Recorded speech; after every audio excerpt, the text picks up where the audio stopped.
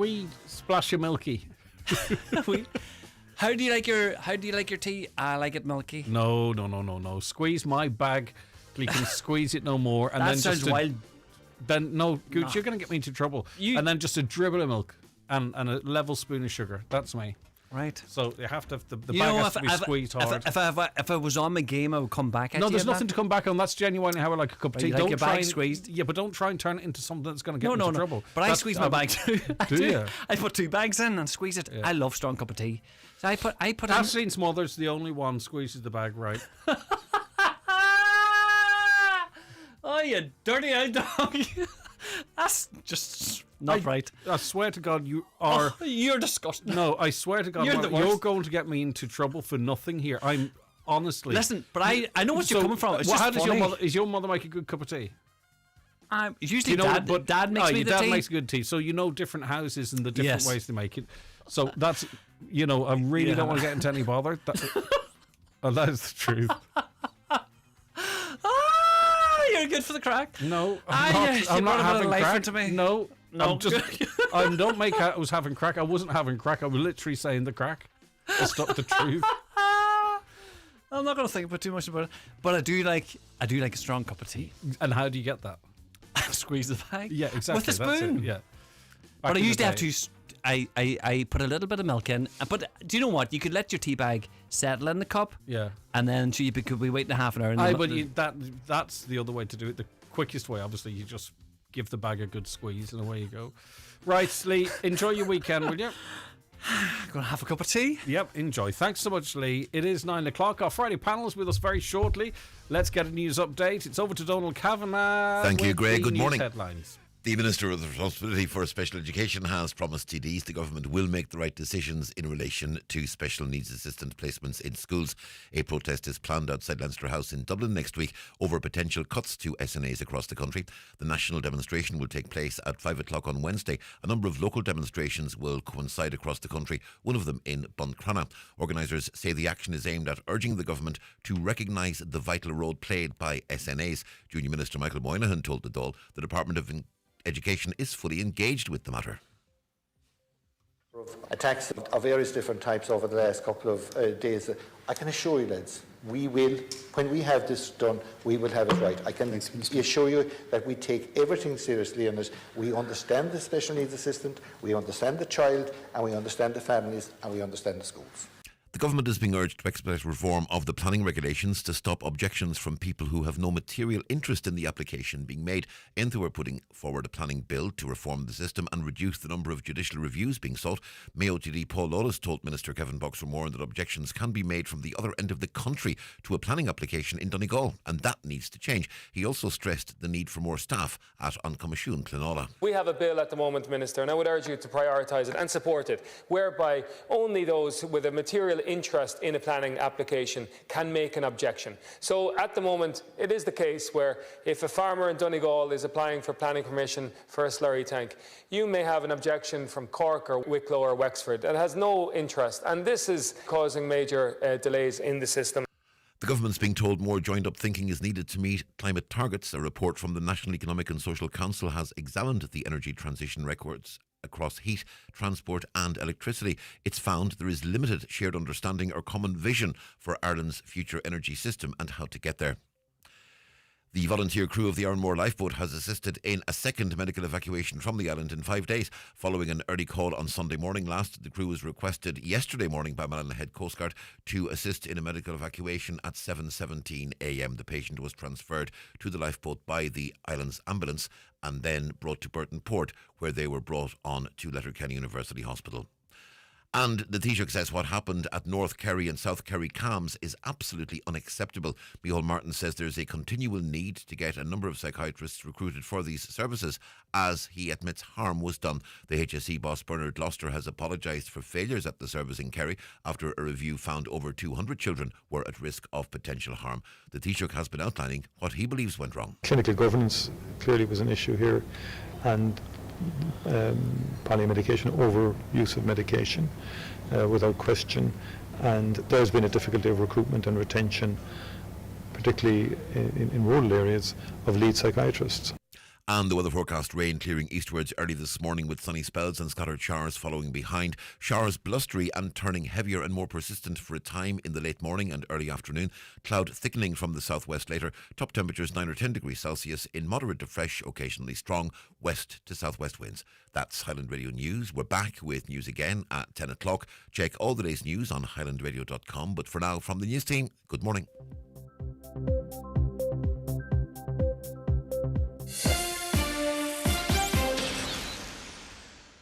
It's not just that the next storm could destroy everything Awamahoro and her family have built. It's not just that she supports 3 generations of her family on 60 cents a day. In Rwanda, poverty and climate change hit women and children the hardest. And it's not just. Please support the Trócaire Box Appeal this Lent, because it's not just a box, it's a lifeline. Visit trócaire.org or call 1800 408 408. Trócaire, together for a just world. The talk of the Northwest, the Greg Hughes Show on Highland Radio. Hello and a very good morning. You're welcome along to the Greg Hughes Show for this Friday, the 20th of February 2026. I do hope you are very well indeed. And because it is Friday, we're going to be joined very shortly by our Friday panel, and we're going to be discussing some of the big stories and issues of the day and week. We want you involved in that conversation, of course. 086 60 25,000 is the WhatsApp and text number. 086 60 25,000, or give us a call on 07491 25,000. If you prefer, you can email comments at highlandradio.com. And of course, you can watch the programme. Hop on over to YouTube. You can watch Highland Radio Ireland on your smart devices, on your smart TV or your Fire Stick, and we're across Facebook as well. Right, let's say good morning to Magella McFadden, manager of the Creasla Community Association Links Hub. Good morning to you, Magella. Thank you so much for your time. It's great to have you with us. We're also joined by Fine Gael Councillor Martin Harley, Cahirloch of the Lifford-Stranorlar Municipal District. Good morning, Martin. Good morning, Greg. Good morning, Magella. Thanks so much for joining us. And John McAteer, editor of the Tyrconnell Tribune newspaper. Good morning, John. Good morning to you, Greg. Great to have you on board with us. Right. This week, the CCPC recommended to lift the ban on private car ride sharing. I wonder, should we embrace an Uber-style model to fix Donegal's chronic taxi shortage, or would opening the market to part-time amateur drivers unfairly dismantle the livelihoods of the professional drivers who've invested thousands in regulating and wheelchair-accessible vehicles, etc.? And it is worth noting that the Transport Minister, Darragh O'Brien, has already poured scorn on these proposals. But hey, if there's enough public sentiment, I'm sure those that can be changed. I'm going to start with you, if that's all right, Martin, because of course you're also heavily involved with the Vintners Federation and a licensee as well. So you might have a particular interest in this story. Would you welcome such a move? Yeah, definitely would welcome such a move. And in fairness, I think for the last 3, if not 4 years of the Vintners Federation AGM, there's been motions at the AGM regarding taxis, that it's taxi service, especially for rural Ireland. I know it'll probably be the Dublin taxi drivers will come out the heaviest against this. But as everybody knows, like, you go to other countries and you've got Uber, you've got Bolt, you've got different services, and what I would say is we're not trying to deregulate it. We still need regulations in place. But I mean, if you ring an Uber or a Bolt in another country, the photograph of the driver comes up on your phone as you've ordered it. You know exactly who's taking you, who's lifting you. You have all their details on your phone. It's a very safe system, very safe. You jump into a taxi in London or Glasgow and you were told you don't actually know who. A lot of times the nameplate may not be visible. So, and whilst, of course, I recognise the fact that you're highlighting the potential security benefits of it, listen, that's a fantastic element of it. But I presume come kicking out time, you've got a lot of customers in the pub industry that are looking for ways home. There's only a certain amount of taxis around at that time. Many taxis only choose to operate during the day as well too. And people are sat there wondering, how am I going to get home if they've enjoyed a drink? Well, not alone that, Greg, people getting home, people are deciding not to go out because they say, no, I'm not bothering going out because I don't even know if I'll get a taxi home. And that's a big issue. I know there's one particular town, Donegal, one of the top 6 or 7 towns, Donegal, I'm not named, but there's only 3 taxis in it. And there's 3 or 4 hotels in the same town. So we're probably very lucky in the Twin Towns because we have 2 very good taxi companies. We could have 10 or 12. They could have 10 or 12 vehicles on every night. Like, so we're not the worst, but I know myself from vintners meetings in Donegal that there are a lot of towns that people are saying, and I know myself, people say, I'd say to you, especially I'm busy on big nights like Boxing Night or Easter Sunday, and you say to people maybe the week, did you go out? No, this is wouldn't be bothered because you probably wouldn't get home. Afraid to get a taxi home. So that's, and the says you mightn't get home to 3 or 4 in the morning because you're waiting on taxi. So that is a big issue, and it's stopping people going out. And if it's stopping people going out, it's mean that there's less people in the. I mean, the pub industry is dying on its feet as it is, and if people are afraid to go out because they can't get home, then it's going to be it's losing jobs as well. Yeah, and even I think where there are taxis, they maybe have their regulars, and there could be certain areas that have a lot of people in at the weekend that aren't necessarily local, and whatever taxis are there, so they're ticking over with the people that they know, and it means other people can't get home, and then people from 4 or 5 kilometres away, or even a kilometre away, are staying at home. And we heard examples of that on this programme not too long ago. Magella McFadden, what do you think? Well, I would agree with Martin. In a rural community, we have one service here between Creasla and Dunfanaghy. And to have this ride sharing or Uber options, I think, would only complement rather than replace, as we only have the one service. And the threat of rural isolation here, as Martin says, we have people that cannot get to the pub in an evening, can't get out, and it's their only lifeline here in a rural community. So it's affecting the hospitality industry, and I definitely don't see it as a threat to competition when there is no competition outside of the bigger towns. But I think what Martin was saying there is that we could be. The reason we won't get this in areas where clearly there is a shortage of taxis or no taxis at all is because the big lobby groups might be Dublin based and they're fighting for runs to the airport and runs to here, there and everywhere. But it doesn't, there's almost like a rural urban issue here in terms of taxi provision. Well, again, and this is why we should have the Uber availability to us. I mean, it's we're always looking at the bigger towns and the bigger cities and what it will do to them. But it's the rural communities here in Donegal, once again, we're always left shouting, we're left behind. We need this. Mm-hmm. The people need it here, and I don't see any threat with it. Before I bring John in, Martin, we try and come up with solutions to other problems, like, say, for instance, the short-term letting. The rules will apply to towns with a population greater than 20,000 or whatever. Can we not have some sort of a regulatory system here whereby this wouldn't apply to certain towns over 20,000, say, for an instance? You know what I mean? We come up with what seems to be some sort of compromise, whether people like it a lot in other areas, but it's either or with this. It's kind of the same with the hotel industry or VAT rates. There are ways that we could look after rural Ireland, but at the same time recognise that things might be different in an urban environment. Yeah, it's be very difficult to do that, Greg, but I understand the thinking behind that. But at the end of the day, if there's not enough business there, people just won't set up anyway. That's the facts of it. I mean, but if there's but the whole idea, but the towns that we're talking about, right? You might have 1 or 2 or 3 taxis that will do the runs, and they're fantastic. They'll take people to the GPs or the dispensary or whatever, or back from the bus with the shopping. But they choose to work in daylight hours. They might start at 8, knock off at 6, right? Then there's this gap, whereby someone could work maybe 6 hours a week, between 12 and 2 a.m. Friday, Saturday, Sunday, and make a living.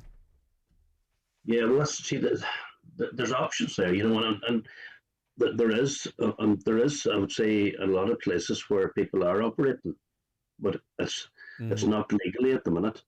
Okay. This is up in America.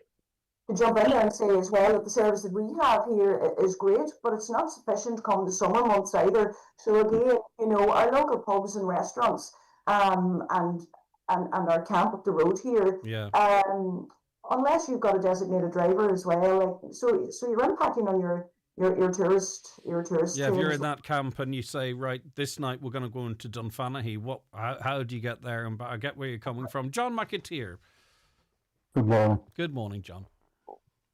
What do you think? It's all about football. It's all about out in Fanet here. I wouldn't have a single taxi contact number in my phone book. But they're just not there. It's the same across rural Ireland. Football, Martin will tell you that. It affects the pubs, it affects hospitality. It's also a very expensive business to get a taxi plate. Now, the talk of Uber and all of these things is fine and well.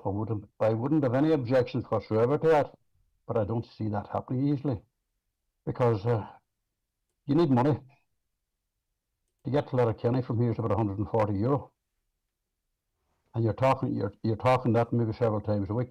People are using Local Link, but that's in daylight hours. I suppose they use it a bit at night as well, because I would meet the Local Link bus about coming into Kirrikeel there around midnight at the weekends anyway. But no, it's going to be a big problem. The days of the rural taxi driver they're just numbered. But do you think the taxi lobby is so strong? Well, it must be, because we've already got this is the competition authority saying we should do this, but Darragh O'Brien already saying this ain't happening. Well, I don't expect anything from Darragh O'Brien. He wants to stick with the status quo. That's his problem. But we don't have a taxi service in rural Ireland. That has long since disappeared. Back in the day, the Ireland would have had 5 or 6 taxis. Some of those would have a couple of cars on the road. That's gone. You might manage to get a taxi at this hour of the morning to go to a health centre or something like that, or to go into Milford. But no, to all intents and purposes, I don't know if Uber or Bolt or any of those things are any answer to it. But the idea of Uber would be that if I sort of passed Garda checking and if my vehicle was deemed to be fit, I could sign up with Uber and, get a note saying John McAteer wants to head from home into Milford. I'd click OK, go and pick you up, blah, blah, and work when I want to work or not work when I want to work. But I presume the idea, you deregulated it a bit, that people would see there's a lot of money to be made around Ballybofey or Downings or Glenties or wherever it might be on a Friday, Saturday and Sunday night and meet the need that's there. Oh yeah, but at the same time, what about every other night in the week? Friday, Saturday nights might be okay. In most rural areas, they wouldn't be. Therefore, it wouldn't be economic for someone to But the idea is that this is your own car sitting outside the house. You don't have... you know what I mean? It literally is your Monday to Friday car, and you just are allowed by the state to use it to do some... It's like Airbnb for cars, almost like. So why would taxi companies want to pay 5,000-6,000 for insurance and for a taxi plate if that's the case? Now we're getting down to the nub of the problem. You see, this is. I think those are outdated. It's outdated regulatory structures that you're talking about there, John. But see, that's not the point, Magella. They've been there forever. It's going to be up to the minister to make a decision on that, and he already has made it, and that's not going to happen unless there's a huge lobby that wants the taxi business totally deregulated. But is that the solution, Martin? Deregulation? I mean, we can't keep going on with the same system if it's not meeting the needs of the public just because it's there. Deregulation of the taxi industry happened in the year 2000. There was massive. That time, before the year 2000, a taxi plate in Dublin was worth about 100,000. After the deregulation of 2000, a lot of the taxi men left the market because the plates weren't they were worthless. So, I mean, there was a call there. Uber operates in Dublin, and they put in a call before Christmas that there was a price fixing, a certain price, and the taxi companies in Dublin went against that as well because they said that doesn't allow for traffic and all that there, so they didn't want. Uber, how it works in Dublin is not Uber at all, really. It's just another way of getting it. But let me talk to you about, let's deregulate it, it's not working. right, why should I travel from Capri to your pub? Let's deregulate the pub industry. I know there is a pub in that area too, don't get me wrong, but let's pretend there isn't. And I can open a pub in my garage then, and it means people can get out for a drink to my garage and just walk 2 doors up the road to home. Do you know what I mean? A taxi person might say, let's not deregulate the taxi industry, let's deregulate the pub industry, and we can have pubs, commercial pubs in houses in every village in the country. Unfortunately, Greg, there is pubs in every house in the country because people can't get out of the house, and the supermarkets are selling more drink than the pubs are. Yeah. And if you stand outside any supermarket, there's more drink come out of supermarkets than come out of every pub in Ireland, and that's the facts of the matter. And that's why there's hundreds of pubs closing every month in Ireland. I just think it's really interesting as to how sort of politics can work in this country. Finally, before we take a break and move on, like the Competition Authority is there for this type of reason. Like for you to then have a Minister for Transport to come out within hours and say this is not happening, no chance, without saying, okay, this is a platform to discussion, let's bring some people in, and find out what the story is. How could anyone have so much knowledge like Dara O'Brien to chuck out a suggestion like this that so much thought and so much thought and research has gone into, and to throw it out immediately, all on his own, without even the possibility of a conversation or a discussion? That's a problem with politics, isn't it? It is a big problem, and unfortunately, the CCPC that done the survey during December, 4 out of 10 people found it difficult to get a taxi during the month of December. So, I don't know how we can. I suppose it's back to the big lobby groups that are. It was Darrell O'Brien's taking advice from some civil servants saying, no, you can't do. We need to. What should be said is we should. Well, let's have a look at this. The CCP have been working on this. The CCP have been working on this for months, Magellan. Yeah. At least say, all right, let's have a conversation about it. Like if such a unilateral decision is being made on this, it starts to make you understand how such a decision could be made about the cancer flights from that same department, for an example. Well, I have to agree, and I was just going to bring that up, Greg. These decisions, and it's pretty much the same as the SNA issue as well. These decisions seem to be made and signed off on before we know about them, and it feels like, and particularly for those cancer flights, it feels like one thing we're good at here in Donegal, we're great at getting behind the likes of Mary Coyle and people in Gweedore, and this is a county-wide problem. But the decision's been made, so are we wasting our time? And I hate to say that, I don't want to say that, but it feels like this is just another example. Yeah. The decision was already made at top level, and here we are now trying to fight. Is it flogging a dead horse? I don't know. Yeah, okay. We'll be back with more from our guests and your comments as well after these. With Letterkenny Credit Union, powering your plans with fast digital loans. Apply online or through our app in minutes and get funds straight into your current account. Easy, quick and convenient. And our digital offering perfectly complements the friendly face-to-face service you know and trust. With the new First Division season up and running, Finn Harps are on the hunt for their first points in their first home game of the campaign this Friday. UCD are the visitors to Finn Park and will have live regular updates on Highland as from the 7:45 kickoff. Finn Harps on Highland in association with BNS Credit Union Ballybofey, where their great renovate loan rates can help you turn your dreams to reality. Flexible lending with personal service. Visit bnscu.ie or free phone 1800 290 390. BNS Credit Union Limited is regulated by the Central Bank of Ireland. Discover the Wyatt Hotel's hot deal this March. Treat yourself to some midweek magic at the Wyatt Hotel in the heart of Westport. From just €219 per person sharing, grab a cosy 3-night break, including breakfast and dinner on 2 evenings. Available on midweek dates throughout March. Book now by calling the Wyatt Hotel on 098 25027 or log on to wyatthotel.com. The Wyatt Hotel, where Westport magic awaits. Don't miss out.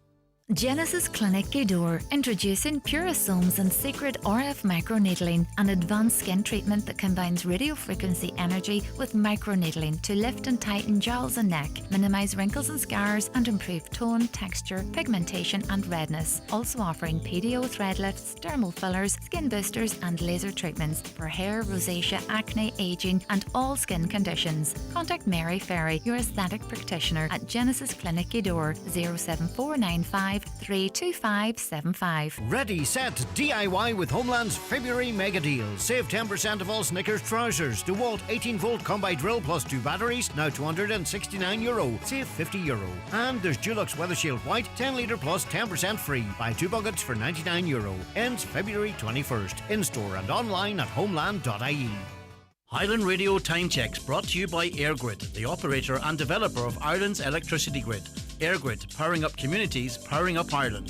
The time is 9:24. The pub industry, says a listener, is dying on its feet because of the price of drink. It's far too dear, and the price of taxis too dear. So that's why people are choosing to stay home. And quite frankly, it's far better crack having people around to our house for a few drinks at the weekend, so the vintners and the taximen can keep their overpriced drink and taxis. Well, their input charges for pubs are huge, let's not forget. And we're talking about places where taxis simply aren't available.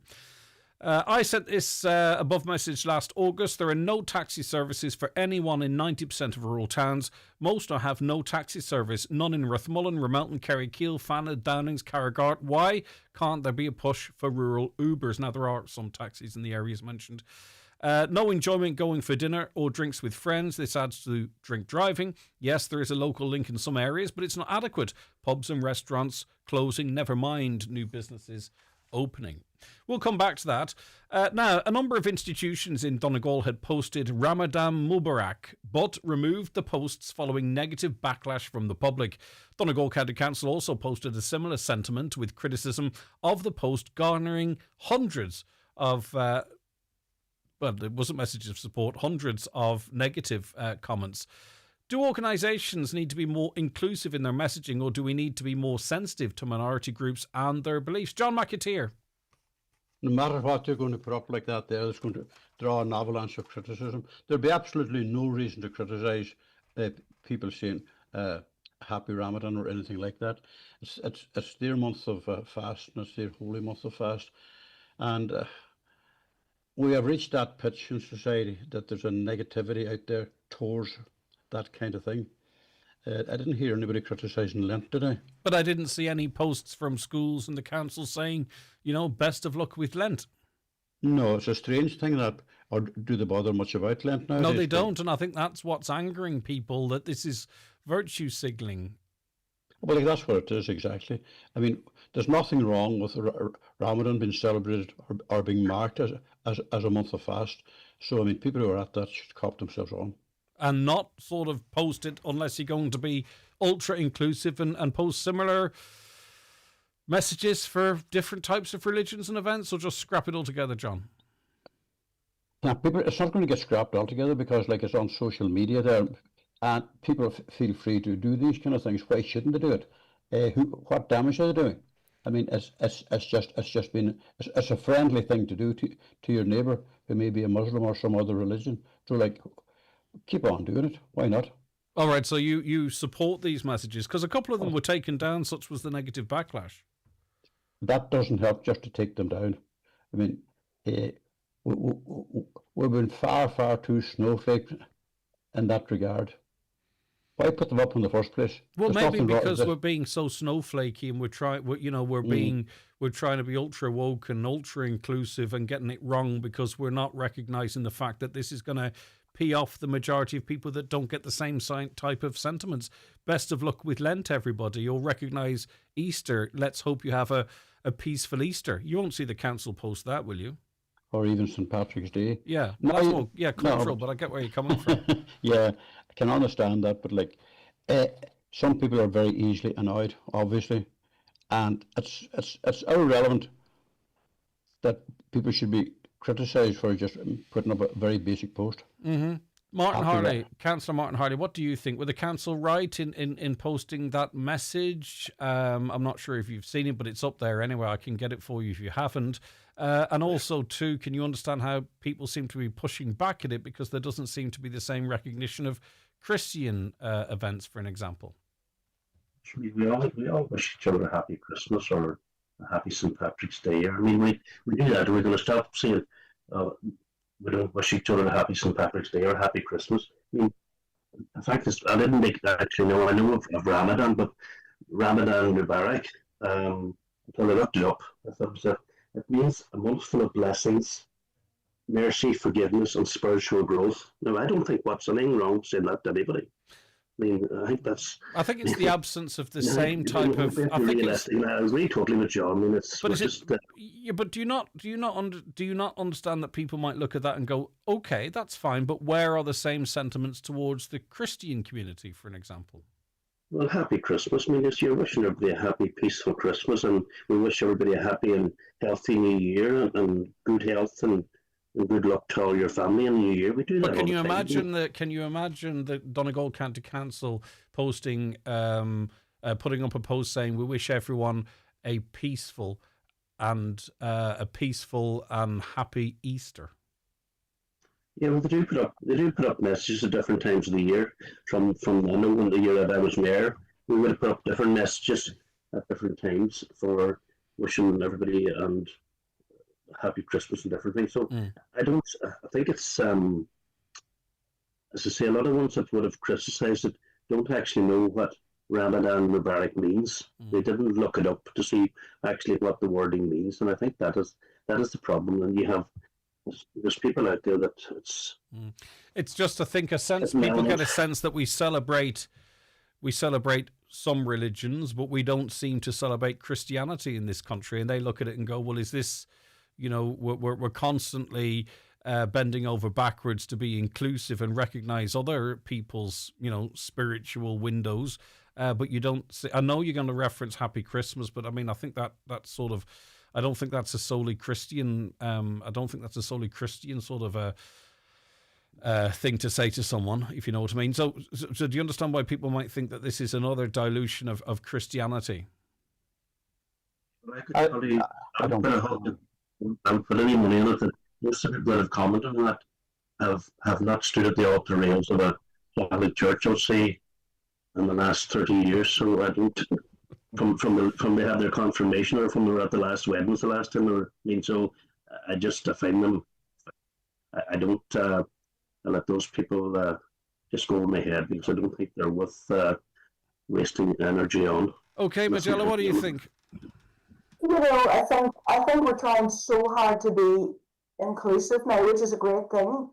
That this has probably just maybe, by removing the posts, it's speaking louder than if we had just left them alone in the first place. So really, we're just trying, and the small minority of I think the problem is, though, it's called being ratioed on social media, right? So you put up one post when it's supposed to be all lovey-dovey, peace and love to all, and you get hundreds of comments. What effectively is a school, for an example, becomes a platform for negativity against a group of people.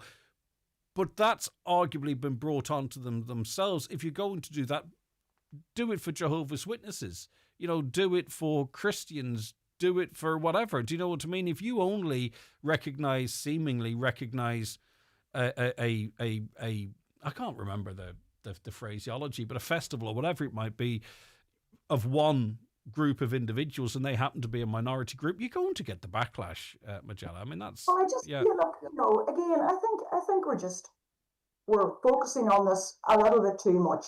It was put out there. It's a respectful thing. This is our friends and our neighbours.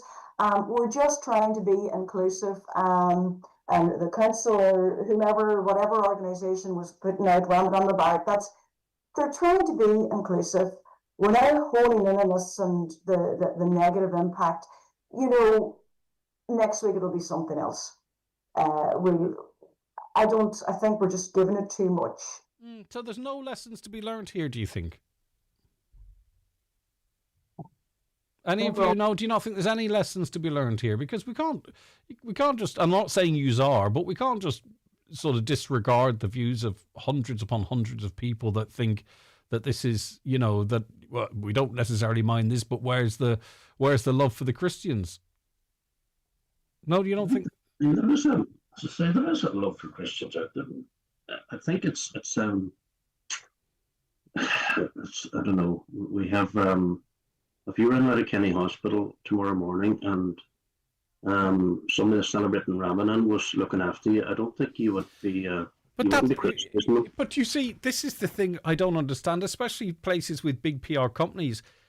That's exactly why you don't do things like this, because instantly it sparks division or issue. John, do you not understand yourself that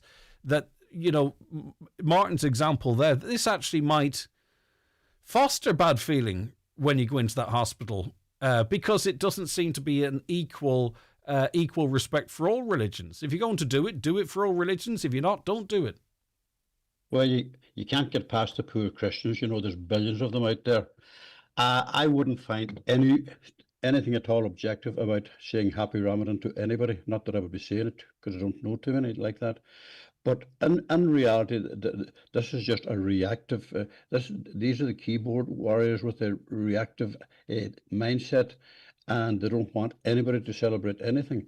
And like to a great extent, it's hardly worth our time talking about it. Well, I actually really disagree, because I think we need to build a country that is respectful to all, that has no hate, that has no racism. And has an understanding of all of our cultures, and I don't think this is the way of doing it, because... No, but like generally speaking, 99%, are we not doing that anyway? Well, I think sometimes posts like that pull back the curtain, because we're not necessarily talking... I mean, we're talking... People who've posted on that are the head of major business organisations. This isn't... It's across the board. But anyway, listen, I respect your views, and we'll move on. We'll come back with another topic. Lots of people texting in relation to this. There's so much more to chat about.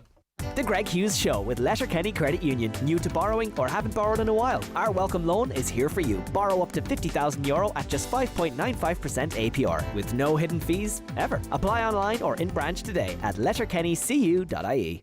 Spring has sprung, so get garden ready at Lidl's garden event in store now. Rake in the savings across our range of tools, plants, flowers and accessories. Everything you need in spades. And clean up with €50 off our Power Plus pressure washer, now $229.99 while stocks last. Lidl, more to value. When it's time for confirmation or first communion, it's time for a trip to Watson Menswear in Letterkenny. Choose from a great selection of top label, casual and formal wear. Suits with matching shirts and ties, blazers, jackets and shirts. Also denims, chinos and footwear from big names like Diesel, Giovanni and Tommy Bow. And one lucky customer will win their money back. Stand out on the big day at Watson Menswear. Open 7 days a week, Main Street, Letterkenny, and online at watsonmenswear.com. Ferguson Fuels is expanding again, now delivering daily to Letterkenny, Ramelton, Milford, Rathmullen, Kerrykeele, Portsalon and Fannin, along with all our usual areas. For affordable, competitive prices and fast, reliable deliveries, you can always count on Ferguson Fuels. To place your order, call 048 712 61366. Ferguson Fuels, keeping homes warm for generations. Are you worried about trees on your property? Northwest Forestry Services Ballybuffet are fully insured and have over 40 years experience in dangerous tree removal, tree felling, surgery and stump grinding. For peace of mind, call Northwest Forest Services Ballybuffet for a no obligation quotation on 913233. Thinking of a Euro NCAP 5-star rated new SUV this 261? The Mazda CX-60 or 80 plug-in hybrid gives you the choice of 5, 6 or 7 seats, a low APR rate, and peace of mind with a 6-year warranty. Plus, for CX-60 you can get a trade-in booster of up to €4,000. Test drive the 261 Mazda range at McGinley's Letterkenny. Mazda, crafted in Japan. Discover the past and the peaks with Boyce Travel. Tour Downton Abbey, wander the Scottish Highlands, or feel the thrill at Alton Towers. Adventure is just a call away. boystravel.com or call 9151043 today. Being inclusive to arrivals into the state, 9,500 and 6. I'll have to come back to that one. The issue is the council approving they are putting other religions and citizens above Irish citizens. That's what one person feels. Another. Okay, let's go. Happy 12th of July then, Greg. A minority in Donegal, aren't they? This is a minefield, isn't it? Well, we would generally have some programming recognising that time of the year as well. But anyway, we aren't the council. Parents in Buncrana are going to join thousands around the country. They're still taking to the streets next week, despite the government's pause on SNA cuts. Magella, I'll put it to you, Magella McFadden, manager of the Creeslough Community Association Links Hub. Is this pause anything more than a temporary political shield to get through the next few months without addressing what is the crisis in our classrooms? Who knows, Greg? It goes back to what we talked about before. These decisions are put out there. We welcome them, and then they're paused. But I know here in our local schools the importance of the SNA, we need them. Our teachers, can't do their job without them. And so I commend the people in Buncrana for taking to the streets next week. But again, has a decision been made? And we're just fighting against it, fighting against the wind. John McAteer, what do you think about this story? I'm sure you've plenty of contacts into the newsroom on it. Absolutely. And like you and me and various other elements have fought these cases. We fought one in Kerry last September. Beautiful child, type A diabetic, was going to lose her SNA, and to an extent it did. But that situation is still not fully resolved, like as in many schools, because you might have one SNA where a child needs one-to-one attention and observation. You can't have that SNA looking after another child because they can't do both. There are issues around the whole area of SNA, and obviously we don't have enough of them. And I congratulate the schools in Buncrana and the parents who are taking this issue next week. And I just wish them well with that, because maybe we don't have enough of that anymore. Mm-hmm. The days of protest and people going to big meetings is literally gone. There are issues. The whole SNA thing needs a full written branch review from what I can see. There are always schools living in fear. They're on that borderline. Do we lose one or do we gain one? They're more likely probably at the moment to lose one. And I think this is where the issue is, that there might be as many as 200 nationally being lost, despite what the government, what the minister is saying here. The fact that they've paused it, Hildegard Norton's department, that there's something wrong. That's an admission that they've got it wrong. So why don't they own up and just give us a total figure of how many we're short or how many too many we have? I think the problem they have is, and this is just a brief overview, in that we've been allocating SNAs a certain way for the last number of years and we've become used to it. Now they haven't changed the guidelines. They're looking to enforce the guidelines. And what it means is that the likes of your case in Kerry-Keele, John, that child might likely get an SNA for one-on-one because that's going to be the priority in the allocation of them. But like in the school in Buncrana that we were speaking to, there's 28 children that require the assistance of an SNA. But really, if you looked at the actual guidelines, they're potentially not actually entitled to one. Hence, that school potentially losing an SNA. But we've 25,000 SNAs. Surely that's not a shortage. And the government's committed to hire more, John. Yeah, like it has gone up from about 18,000 5 years ago. I don't know how realistic that assessment is, because we haven't been given a figure how many SNAs have left the service. We haven't been given a figure of how many extra children need the services of an SNA in their school. And I think it's a very grey area when it comes down to an official decision. They're likely to come down on the side of being negative and taking away that SNA. Parents aren't asking for very much, to be quite honest. We can well afford it. And at the end of the day, that child in Kerry-Keele had to be taken out of school last year for after 3 weeks. and it was never fully resolved. There was a solution, but not a full resolution. Well, you see, what happens in these cases, it's like, and I'm not necessarily in that case, it's like, right, you can have your way, but I hope you're happy because 5 other kids aren't going to get an SNA now. You know what I mean? And it's pitching,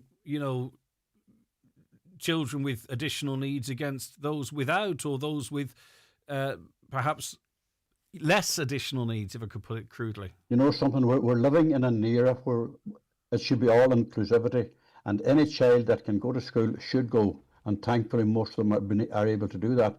But in sending them to school, parents need to be fully reassured that they're monitored and looked after, and in cases that is not happening.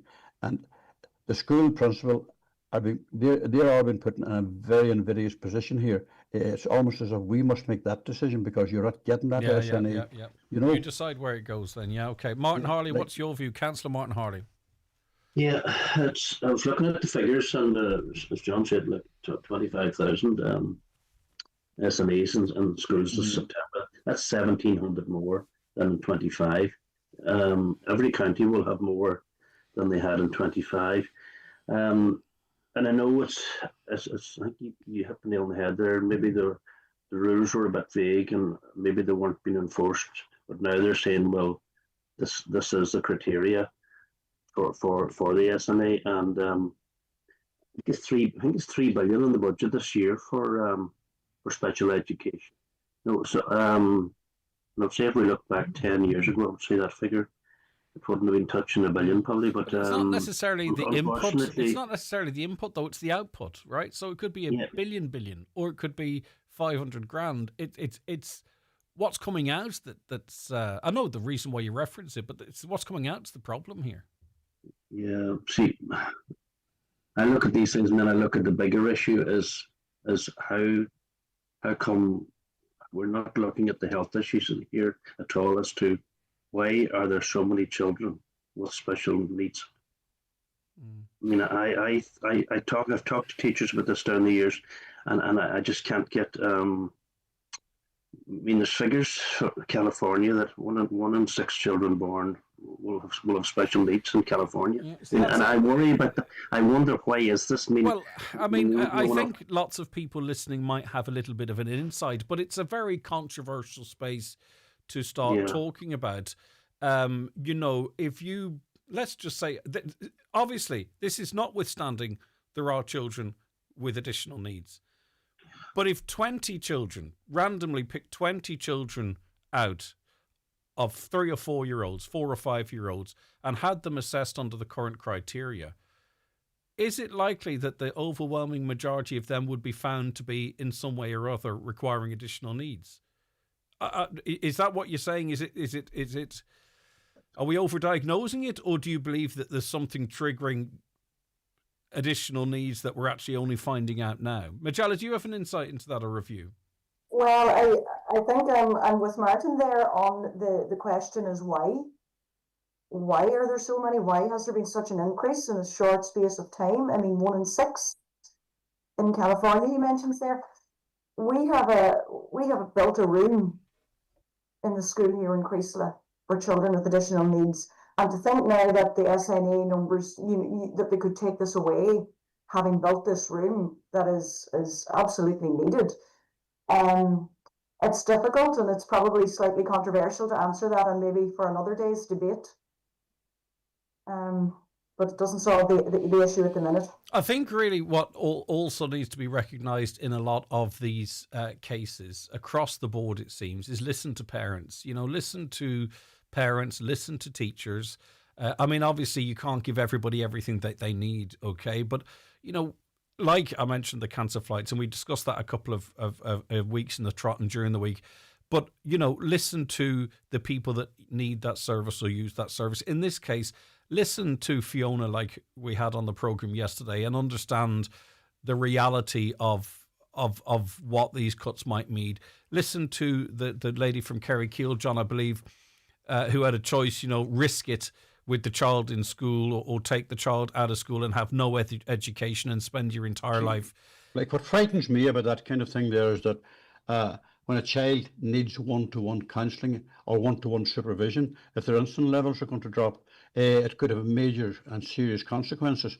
That child has every right to be at school, regardless how healthy or how unhealthy they may be. If they're deemed, and that child loves being at school, who are we to deny that? I mean, we're in a country here rolling in money. You know, like at the end of the day, people's rights, as Magella talks about the special needs rooms, they're everywhere, but they're there for a very good, genuine purpose. They're needed because children are now part of the wider education system, and they should not be denied something because they have a disability. In fact, they should be cherished. Given your sort of background in services, John, yeah, what do you have you thought about what you might attribute this very, very dramatic increase in children being identified with an additional need or other? Back in the day, 50 years ago, those children were hidden away and forgotten about. Yeah. Sadly. And because we have an improved health system, children would have died at birth and all these kind of things. Now all children, we cherish all the children of the nation equally, and we have to go on doing that. It's not a huge big price at the end of the day, but there's probably too much officialdom in there. There's too many rules and regulations to be followed, and it's been thrown onto the schools themselves and been thrown onto the principal, who have decisions to make that they have to choose between one disability and another to be more relevant and deciding who gets help. That should never be the case in Ireland. It never should be the case, because we have done a good job in education, we've done a good job in special needs, but stop penny pinching. Cut out that carry on. It's astonishing too that we can't get these things right when you consider we are a population of a medium-sized city, just a medium-sized British city, with the income of an enormous country. But you know something? You have parents 2 years before the child goes to play school, let's say they're hardly born, and they're diagnosed with an issue of special need. Parents are doing the rounds for 2 years before they even go to play school. And then they get to play school for a couple of years, and all of a sudden, now that they're moving on to something else, they're being excluded. And that is happening and has been happening, and that's wrong. Okay. So that's why I would hope that so many people that have those issues get over to Buncrana next week and be part of that bigger meeting that might do something at that kind of a scale that would highlighting these issues right now is very, very important, because you see, we're looking now to next year, to next September. We are who we are for this current school year. We're not going to get too many more SNAs, and as the government said, we can't pay them. I haven't heard that, but it could be a factor. No, they've funded. There was a huge fund in it. But just finally, as we wrap up, though, Magella, this is at the beginning, potentially, arguably, but not just at the beginning through the school years, and then we've got, we're investing millions upon millions into a great new facility like the Little Angels School, but it not being big enough to even meet current demand, let alone what might be needed into the future. We really need to, do you feel, start, getting this right. It's such a critical issue.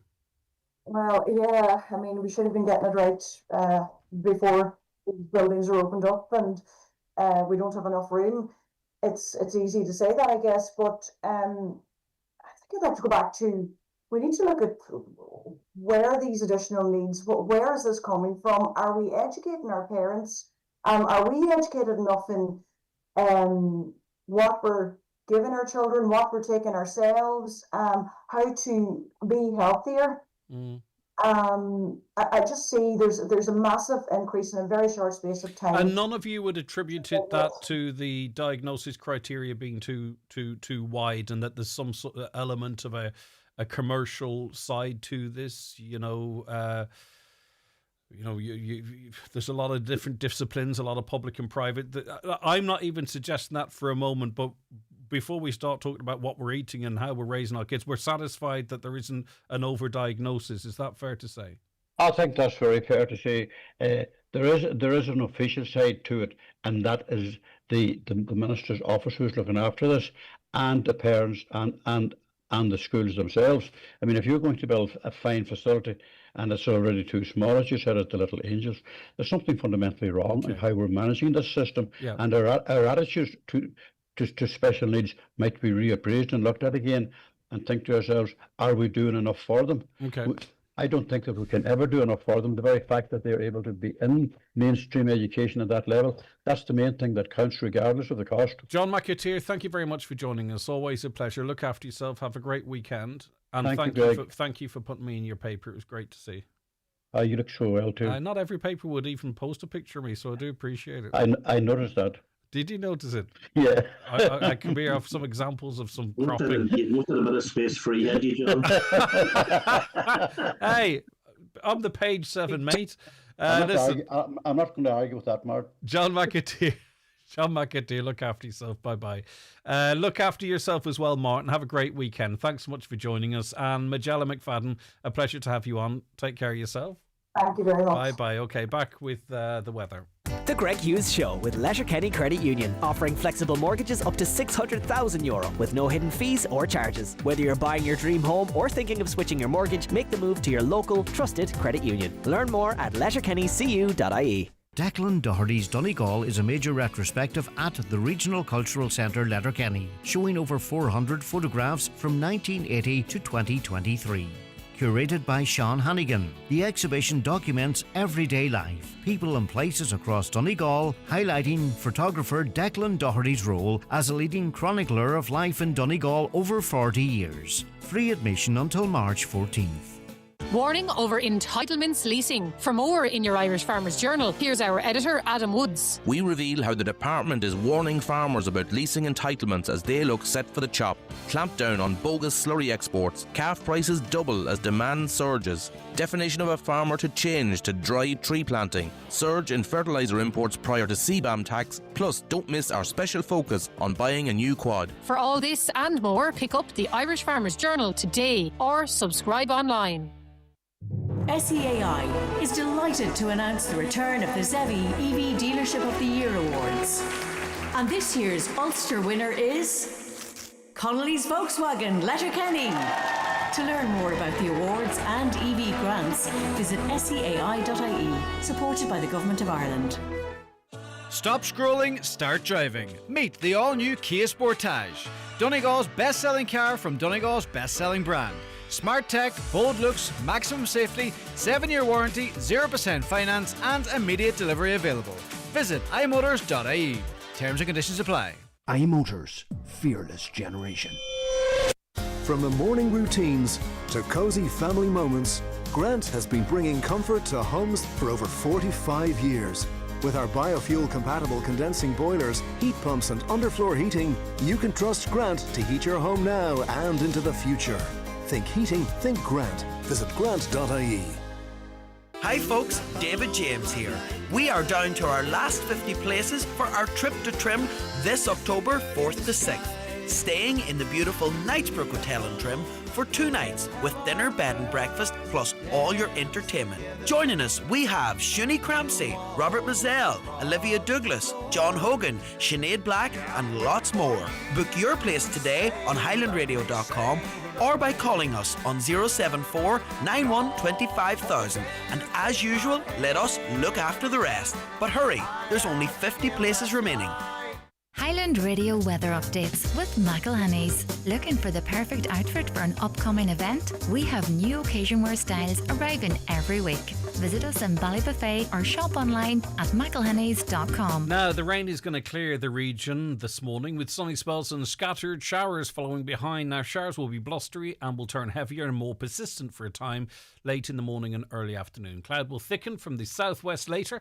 Temperatures much milder than of late, 9 or 10 degrees in moderate to fresh, occasionally strong west to southwest winds. Thanks again to our Friday panel for a very interesting conversation.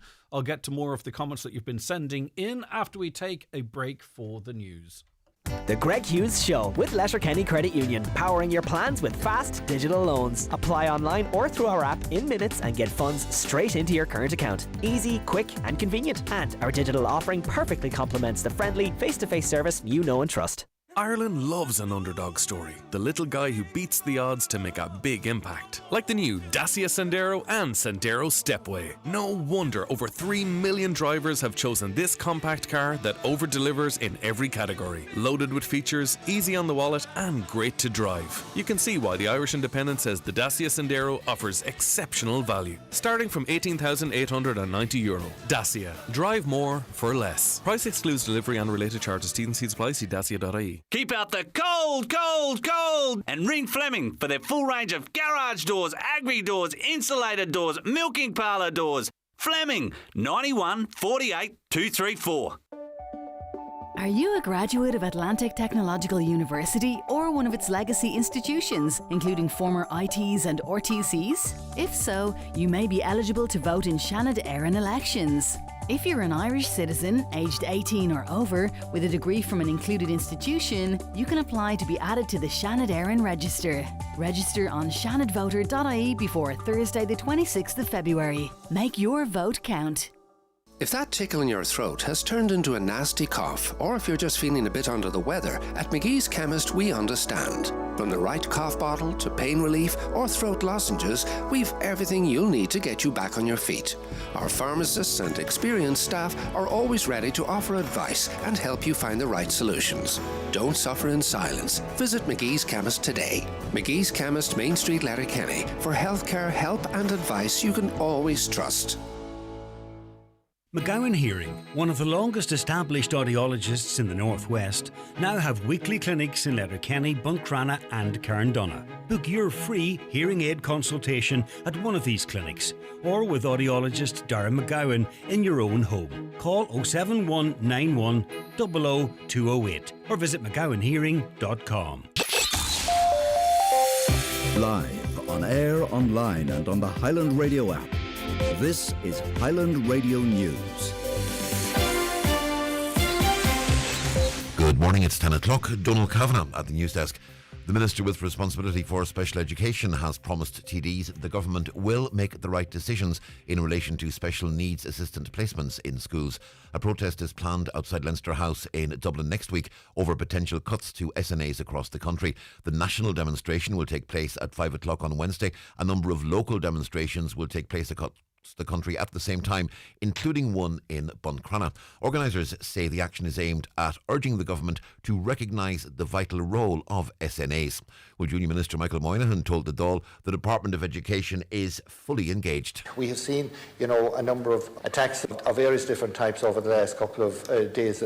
I can assure you, lads, we will, when we have this done, we will have it right. I can assure you that we take everything seriously on it. We understand the special needs assistant, we understand the child, and we understand the families, and we understand the schools.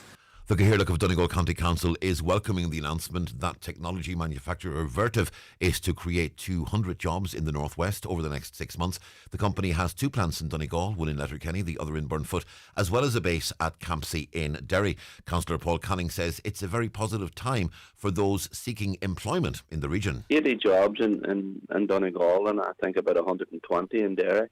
And it will be Donegal. People could be working in the site in Campsie because it's only over the border. There is plenty of work to be done and it's shown at the minute. So it's great. Any young person that is coming out of school, going into the electrical and the plumbing and the building game is all a plus at the minute because there is work in this county if people want to come back home to do the work. And that was Councillor Paul Canning, Cathaoirleach of Donegal County Council. The government is being urged to expedite reform of the planning regulations to stop objections from people who have no material interest in the application being made.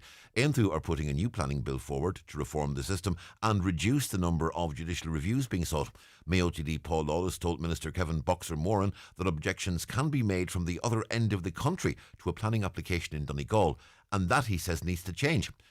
Deputy Lawless also stressed the need for more staff at An Comisiún Clonola. We have a bill at the moment, Minister, and I would urge you to prioritise it and support it, whereby only those with a material interest in a planning application can make an objection. So at the moment, it is the case where if a farmer in Donegal is applying for planning permission for a slurry tank, you may have an objection from Cork or Wicklow or Wexford that has no interest, and this is causing major delays in the system.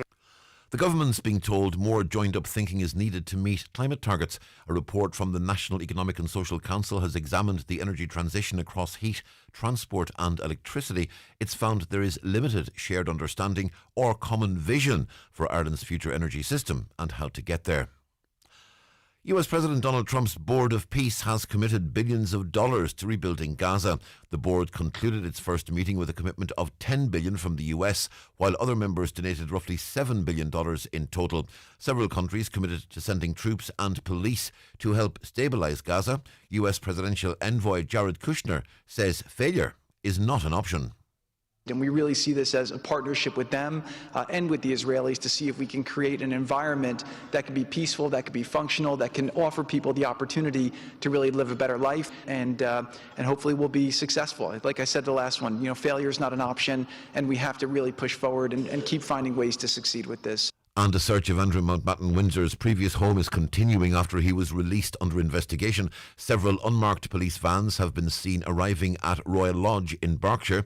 The former prince was detained yesterday on suspicion of misconduct in public office. It's thought to relate to allegations he shared sensitive information with the paedophile Jeffrey Epstein. It's understood there is no sexual element to this investigation, but Lisa Bloom, who represents 11 survivors of the late financier, believes that needs to change. Arresting Andrew for potential trade secret disclosures matters, but you know what matters even more? Women's lives. We would also like to see him investigated for the sexual assault allegations against Virginia Giuffre and potentially others. Weather forecast: sunny spells and scattered showers this morning. The showers will be blustery, turning heavier and more persistent for a time in the late morning and early afternoon. Cloud thickening from the southwest later. Top temperatures today 9 or 10 degrees Celsius in moderate to fresh, occasionally strong west to southwest winds. And that's Highland Radio News. We're back with news headlines again at 11 o'clock. Until then, from the news team, good morning. The obituary notices for this Friday morning, the 20th of February. The death has occurred of Patsy Gallagher, 271 Skake Cottages, Bridgend. Patsy's remains will repose at his late residence from 12 noon tomorrow. Removal from there on Monday morning at 10:15 to St Angus's Church, Burt, for Requiem Mass at 11 o'clock, followed by interment in Burt Cemetery. The Requiem Mass can be viewed on churchservices.tv.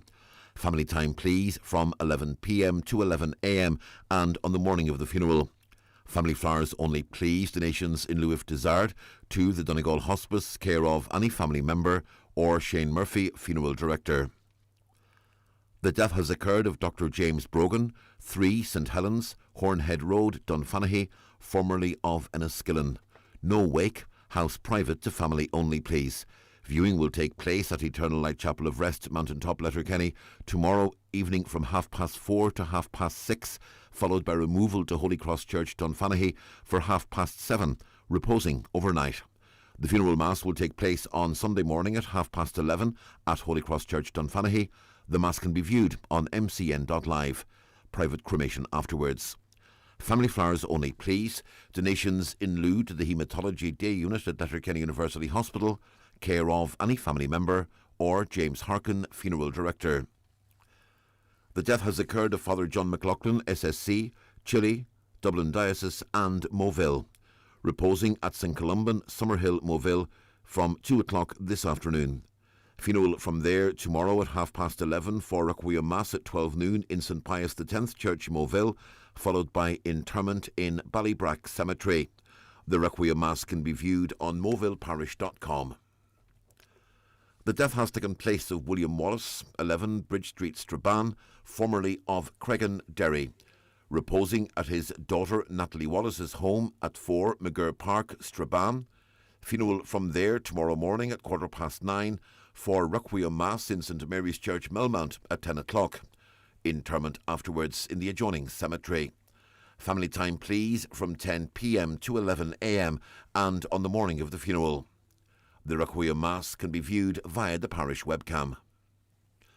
The death has taken place of former County Councillor Porrick Doherty of Strand Road, Derry Beg, reposing at the family home today from 12 noon until 8 p.m. Private to family and friends only, please. Porrick's funeral mass will take place tomorrow morning at 11 in the Church of the Sacred Heart, Dunlewy, with interment afterwards in Maharagalan Cemetery.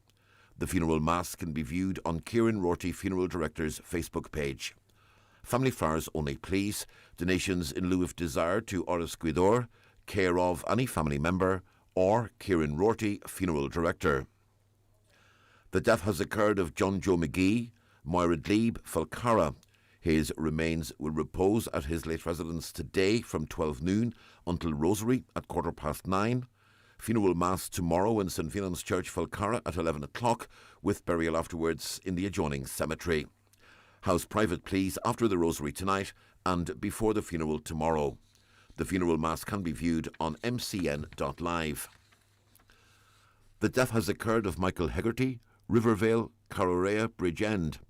Removal from his late residence tomorrow morning at 10:15, going to St. Maurice Church, Fawn, for 11 o'clock Requiem Mass, followed by interment in the adjoining graveyard.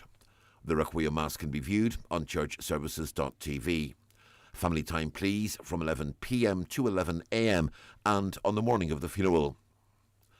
The death has taken place of Mary McIntyre, née Love, 467 Croghan Heights, Lifford, formerly of Townsend Street, Strabane. Funeral from her home at 11:45 today for Requiem Mass in St. Patrick's Church, Murlock, Lifford at 12:30. Interment afterwards in the adjoining cemetery. Family time, please, from 10 p.m. to 11 a.m. and on the morning of the funeral. The Requiem Mass can be viewed via the parish webcam. The death has taken place of Bernadette Innes, née McIntyre, 1 Jeffrey Avenue, Waterside, Derry.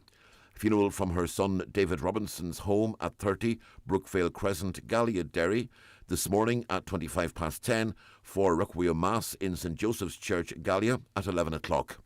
Interment afterwards in St. Patrick's Cemetery, Donaghmore. The Requiem Mass can be viewed live via the parish webcam. And the death has occurred of Conor McBrearty, 5 Points, Killybegs. Funeral Mass today in St. Mary of the Visitation Church, Killybegs at 11 o'clock. Burial afterwards in the local cemetery. Mass will be streamed live on mcn.live. For family information and more details regarding wakes and funerals, please go to highlandradio.com.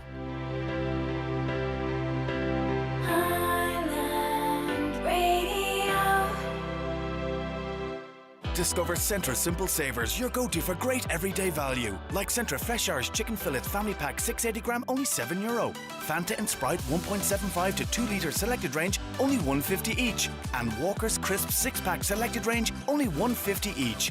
Centra. Live every day. DRS applies. Where your opinion matters. The Greg Hughes Show on Highland Radio. And yes, it does indeed. Welcome into the last hour of the programme. On various issues we've been discussing over the last hour, here are some of your views. On the special needs assistance, I think we need to stand up and be counted. SNAs are needed so badly, and our Donegal cancer flights as well. I think we need to get out and protest on the streets of Dublin and show government we mean business. We sit and take everything they throw at us. On the issue of religion, we're all God's children and we are to love one another in the spirit of inclusivity.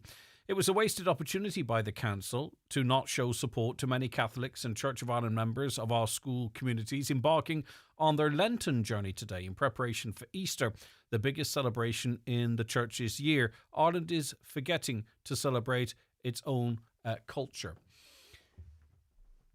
Public relations, PR, I know it shouldn't come into things like this, but there's a way to do things and there's a way not to do things. And, you know, I think it's wonderful to recognise people of different cultures and different feasts that they might celebrate. But I think if you're going to do that, you do it for all, and then that's true inclusivity.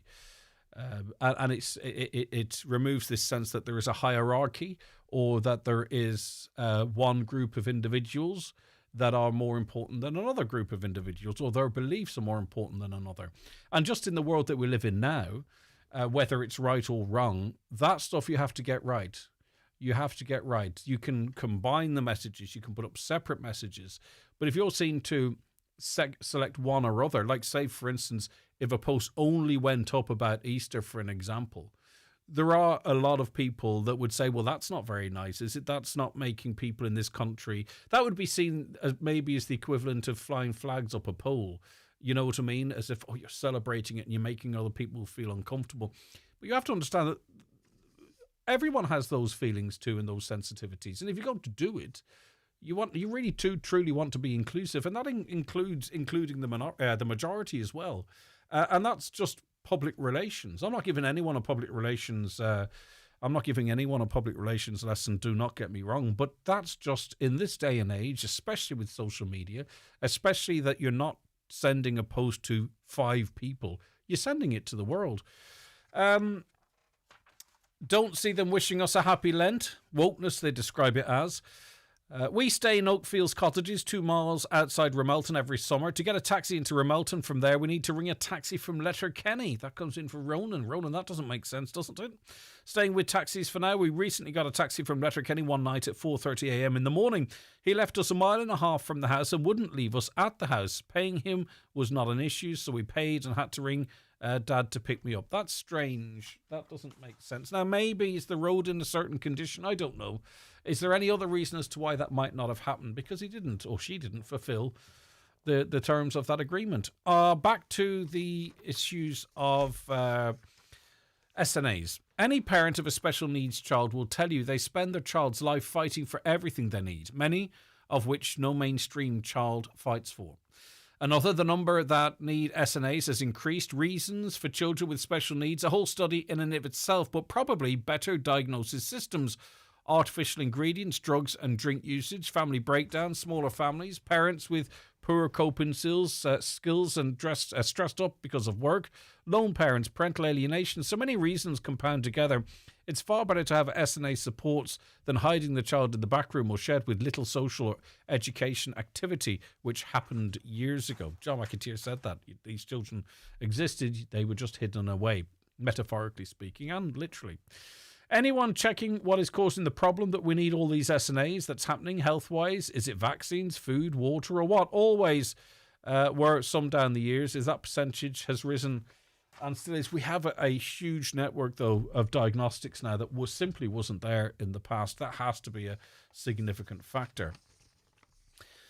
On taxis again, we can only buy a disabled taxi plate because the government put a stop to ordinary plates being bought. I own one at the moment. I can't sell it.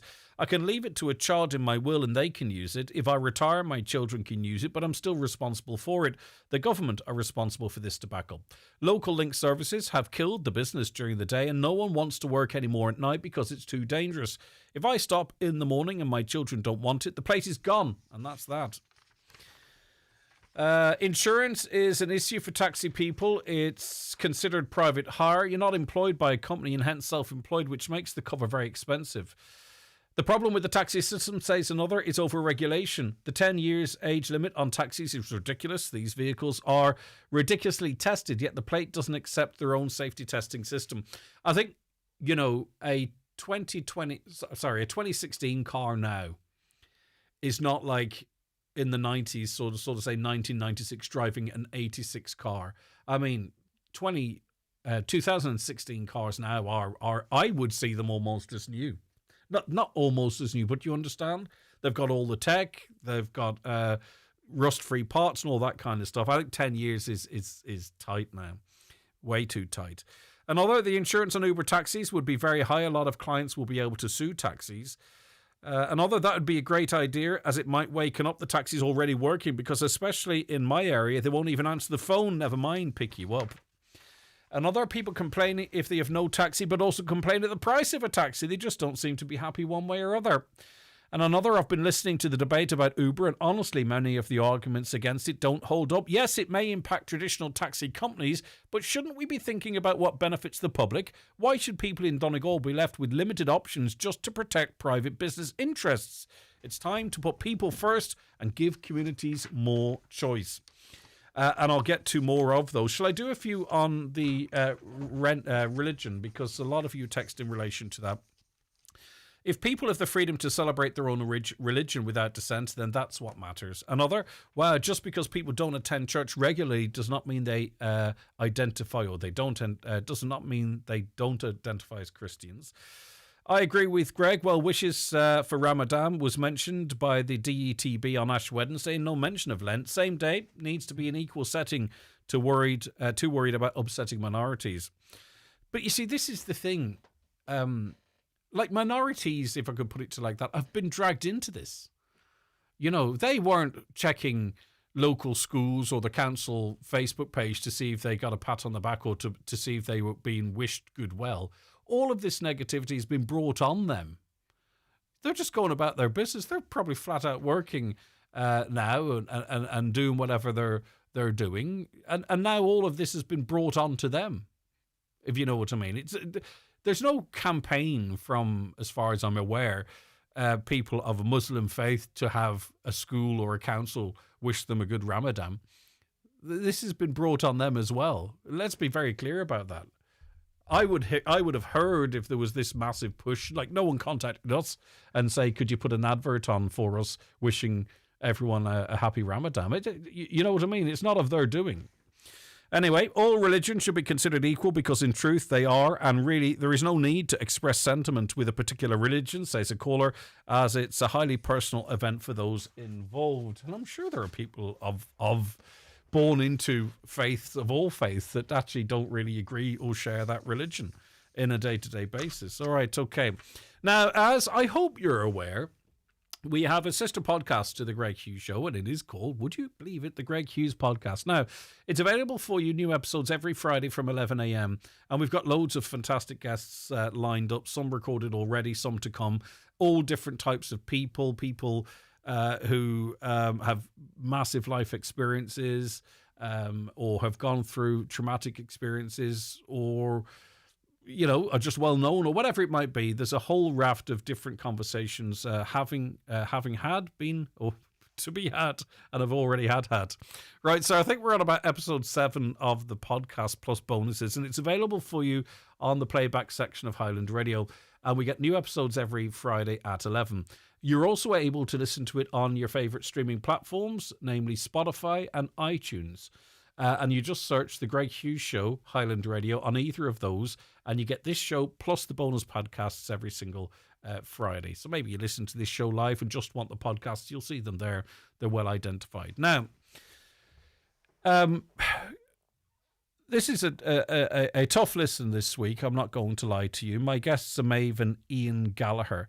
And very sadly, they lost their beautiful son, Dara. He had a rapid deterioration of his condition and died of strep, effectively. And they had their inquest in the last couple of weeks, and they were hoping for answers. They wanted Now Doc present at that inquest because there was an out-of-hours service element in the diagnostics. They wanted a jury, and the reason they wanted a jury is because I think they wanted the views of maybe people that aren't involved in medicine, if I could put it to you like that there, that might have looked at it from a different perspective. They really want to focus on, you know, other parents not having to go through what they had to go through. And sometimes that involves trusting your gut or getting better information and insisting that this is checked or that's checked. I'm going to play you a wee clip now. As I say, that the entire podcast is live for you at 11 o'clock. But this is part of my conversation with Maeve and Ian Gallagher. And this picks up really, I suppose, from the moments after they went to the out-of-hours service. I was at home, when Maeve went to up to Now Doc, and I was at home when she came back home again. Maeve rung when she came out of Now Doc, and I thought, God, that didn't take very long. And it was obviously Maeve said everything she's just said to yourself there, Greg, and like Dara both had a restless night. He had a restless night that night. And we kind of took turns sleeping, well, not sleeping with him, but lying beside him. And he got up on Sunday morning, and we couldn't say he was any worse, but he definitely was no better. Yeah. You know. And did you take comfort from that, or did that make your concerns more so, Maeve? I had decided at that stage that, I'm going to take the next day off and go straight to my own doctors because I've my own doctors are brilliant in the past. They knew about his throat infections, and they would have, I presume, have given me an antibiotic at that stage. Wouldn't have worked if we had got the antibiotic. But what happened next then? Just the day was spent kind of paracetamol. He didn't eat very much. We had him drinking. He had started drinking, yeah. And at 7:45 that evening, I decided to come on up to bed because the two of us need to get to sleep. Yeah. And Ian came up. Fairly restless till about 12 o'clock, and Ian came up with he looked for juice. I took him up juice at 12 o'clock, Greg, and that was an hour later he was gone. So I was. So quickly, really, in terms of... He was still talking, like he had given me his pillow, put it over me and said, "Don't need that anymore, Mammy." And then a wee while later, I went to pull up his blanket, and I could feel his legs were cold, not realising then that there was it setting in. And then a wee while later, then I just heard the rattle, and that's when I screamed for Ian. Ian was in my daughter's room that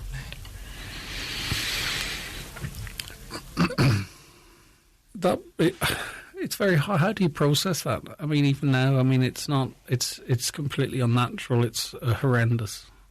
I mean, you're obviously taken up by this incredible loss. Was there a sense that something was missed to you then, at that point? Immediately, that this loss that you have just... The pathologist in Dublin rang on the Wednesday when we were... Dara died in the very early hours of Monday morning. So on the Wednesday morning, the pathologist rang and explained that what happened, what it was, and that Dara had strep A, pneumonia, and in the end sepsis, and there was nothing could be done. Okay, and incredibly difficult to listen to that, the reality of it. But that's just part of the whole conversation that we had, and I have nothing but admiration for both of them in what they're doing in trying to spread awareness. 12 children at that period passed away. And the question is, was enough done to get information out to parents to sort of say, right, this could be happening. This has happened once here, once there, once here, once there, once here. 7, 8, 9, 10, 11, 12 children, all over a short period of time. There's a very different approach to how these outbreaks, if you could call it that, are dealt with in other parts of the world too, even just across the border in Northern Ireland, in terms of if there is a case, antibiotics going into classrooms or NENRs or whatever it might be. We don't necessarily do it that way here. If you want to hear the full conversation with my guests on the Greg Hughes podcast this week, it's live for you on our website, on Spotify and on iTunes from 11 a.m. It's time for Vision Ireland Bingo on Highland Radio.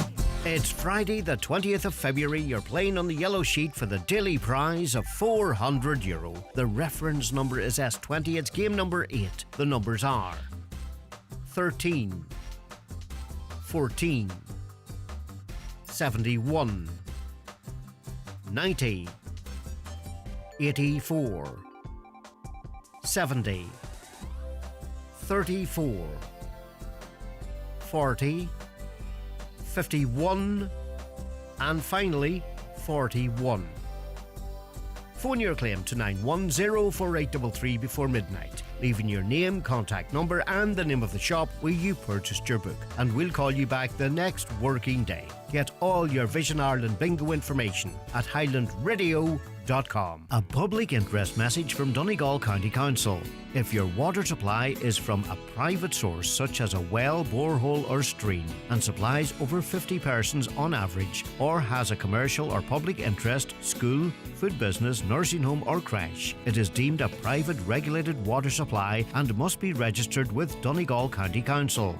The council is responsible for ensuring that water supplied is safe, wholesome, clean and meets the requirements of the drinking water regulations. You can download a form from the council website donegalcoco.ie and return it by email or post to Donegal County Council, Rural Water Department, County House, Lifford. Donegal County Council, protecting our communities.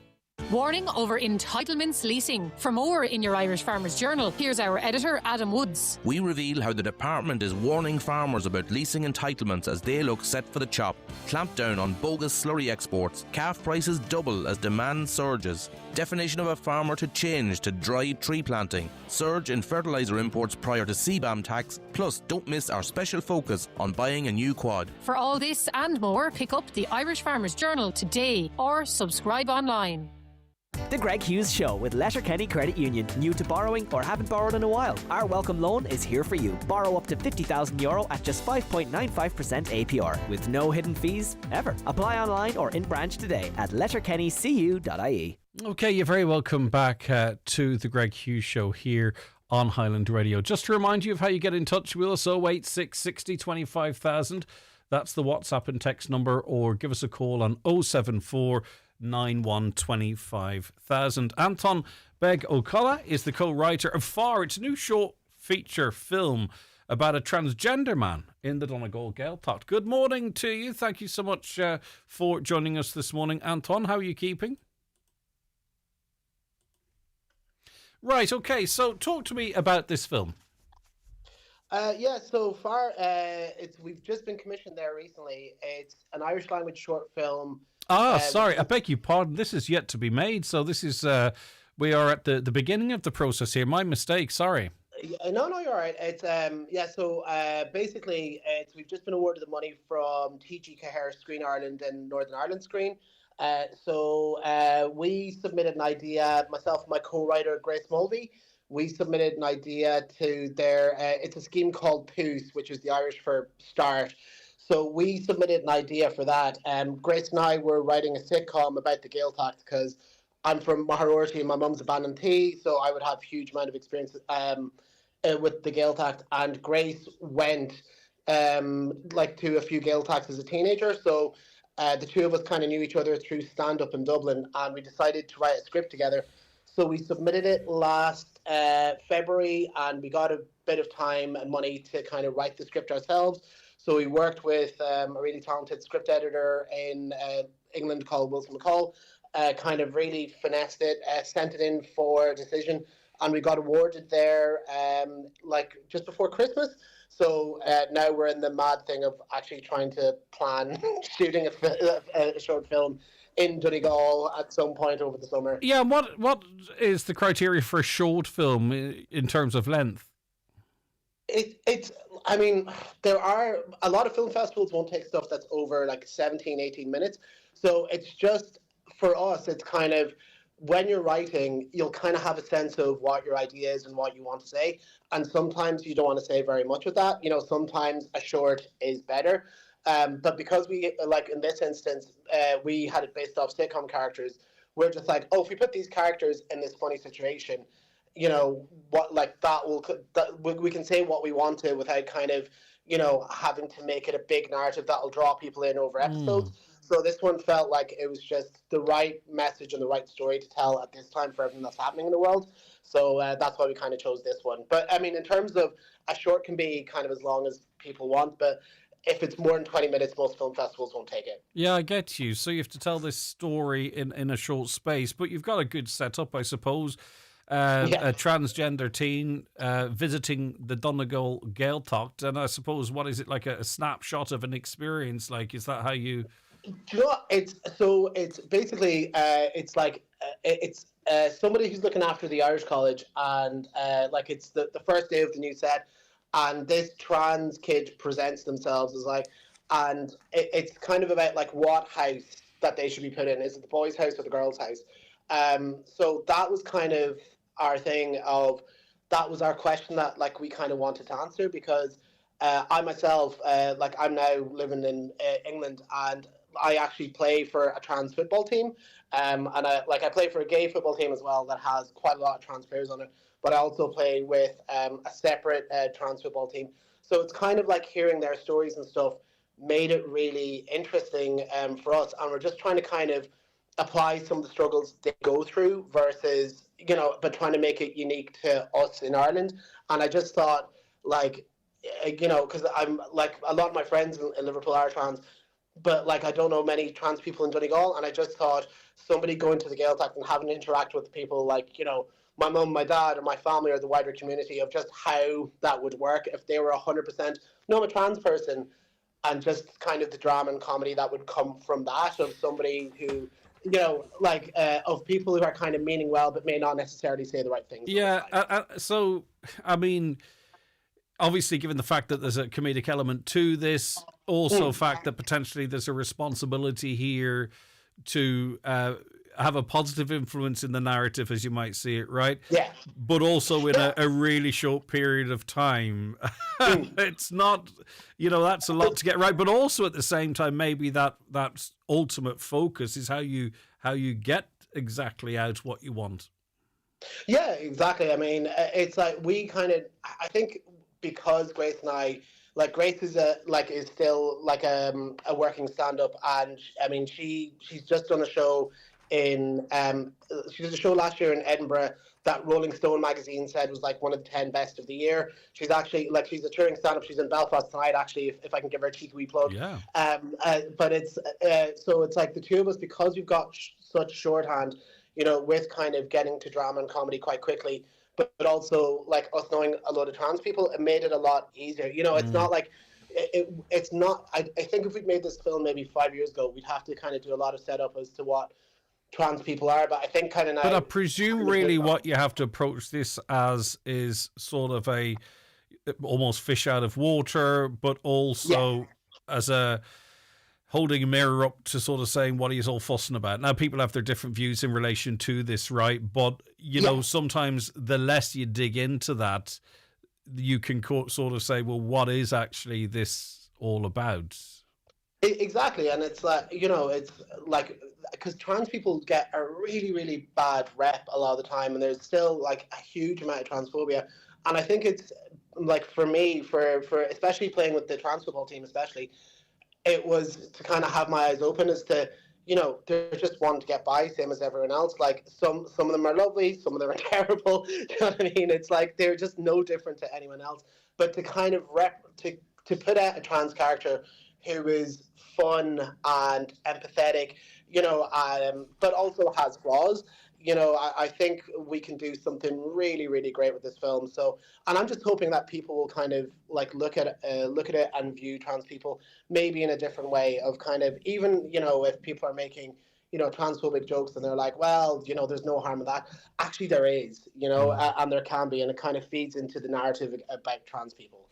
Okay, and when does casting start and all that type of stuff?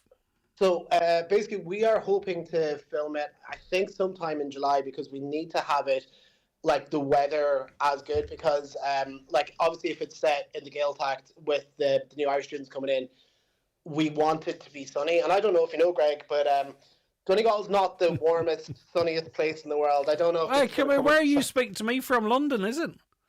I'm actually in ITV in Leeds today, right, well, I think it's rained every day in Leeds since Christmas, so you know Donegal well enough. Don't be poking now. It's glorious sunshine. All right, okay. But yeah, no, I know what you're on about. But listen, hey, too, it also from a cinematic point of view, it is so beautiful. You want it looking the best. Okay, well, the very best of luck with the project. Presumably, you don't know where it goes yet. You enter it into certain things because of the funding pathway. Does that mean you will get a sort of a TV screening, or is that all to be determined? I would presume so with the TV screening. Nothing has been kind of set in stone yet, but our kind of aim of it for the team who are making it is that we can kind of use this to show commissioners, maybe there's something in a TV show here, because like I say, myself and Grace were developing a sitcom of it. And then this scheme came up. So And we're like, it's almost like a quasi-pilot, maybe. Who's to say? Yeah, okay. absolutely. And I think as well, you've never seen, with the exception of Teenage Kicks on Teenage E years ago, I don't think there's been anything really kind of set in the Gaeltacht and the Irish language summer camps. And that's such an interesting setting. So I'd be very kind of keen to show that as well, especially with my mum being a Ballantee for so many years and keeping teenage girls, you know what I mean? And it's just kind of the just innate humor that comes from that as well. So yeah, we'd be really wanting to kind of push and get some sort of sitcom made of it. But I mean, we're just starving artists, so we're hoping for any sort of commission at all. I hear you. I know, and that can be the challenge. We heard that from Lisa McGee during the week. Even some of her statue can be difficult to get an idea televised or backed. All right, listen, thanks very much for that. Really appreciate your time. Good luck with the project. That is Anton Beg O'Calla. The Greg Hughes Show with Letterkenny Credit Union, offering flexible mortgages up to €600,000 with no hidden fees or charges. Whether you're buying your dream home or thinking of switching your mortgage, make the move to your local, trusted credit union. Learn more at letterkennycu.ie. My home is my castle. My sing in the shower place or work in my undies place. My pizza for breakfast, cornflakes for dinner place. My home is my me place. With AXA Home Insurance, you can protect the place where you can truly be yourself and get 24-hour emergency home assistance as standard. Get a quote online or call into your local branch. AXA. Know you can. Policy terms and conditions apply. AXA Insurance Stock is regulated by the Central Bank of Ireland. Start the year bright by booking an eye test at Inish Eye Care in Buncrana or Carndonna, your local family-run opticians. We can check instantly if you're eligible for a free eye test. Call us or call into one of our practices, where our friendly professional team are always happy to advise. Open Monday to Saturday. Inish Eye Care at our Draven Square, Buncrana or in Carndonna Shopping Centre. For details, see inisheyecare.ie. At Brian McCormick Sports, we do more than just sell trainers. We fit them properly. With our safe size experience, we measure your feet and carry out a gait analysis to help find the right neutral or structured trainer for you. From Hoka, Brooks, Asics and On Running, Brian McCormick Sports, in-store or online at bmcsports.ie.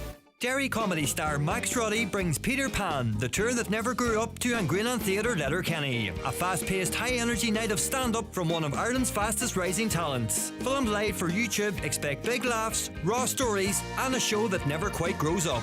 Friday, May 1st, Angrinan Theatre. Grab your tickets now. Here, would you look at Eco Enda? He's only after going and getting himself one of the new Skoda EVs. First he went vegan, then he got solar panels, now this. I'm sure he'd buy anything as long as he can get a grant for it. Must be from that county beside Monaghan. The new fully electric Skoda range. The kind of cars that get the neighbours talking. But only if you're quick. Check availability at skoda.ie. Skoda, let's explore. Skoda. Your local Skoda dealer is DMG Motors, Clar Road, Donegal Town. Telephone 074 9721396. All right, our own Shannon Wilkins will be joining us shortly to keep us abreast of what's trending on socials and anything maybe you could keep your eye on for the TV over the weekend. If you've anything like that you want to pass on to us, please do. Thank you so much for your texts. We receive hundreds of texts, and I know for a fact, even from national shows who are broadcasting to the entire country, don't get the kind of interaction and feedback that we get from you, the listener. It is so greatly appreciated.